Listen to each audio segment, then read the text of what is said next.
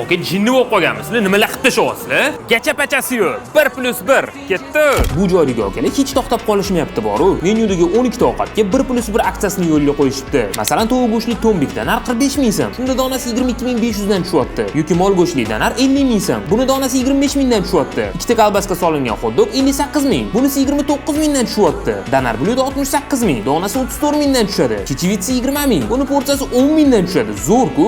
Menyuda boshqa ovqatlarga ham assortiment katta. Ovqatdan sifati yaxshi. Buni yeganingizda sirazi bilasiz. Lekin bular orasida menga eng yoqqani bu durum bo'ldi. Ichidagi maxsus souslari durumga o'zgacha ta'm beryapti. Nomiga achchig'i bor. Ishtahani yomondan qutular ekan. Narxi 53 ming. Donasi 26500 dan tushyapti. Narxiga cho'tga arziydi. Yoki tovli stripslardan ham olishingiz mumkin. Xullas o'rtoqlar bilan kevorishli joy. Bitta odam ovqat olsa, o'rtog'iniki bepulga tushyapti. O'tirishga ichkarida ham tashqarida ham joylar qilingan. Adres Malika chorrahasi. Eski 3X ro'parasida. Mezeli. Videoni eng yaqinlarga ham yuborib qo'yamiz. Aniqlagachi Telegram kanalda.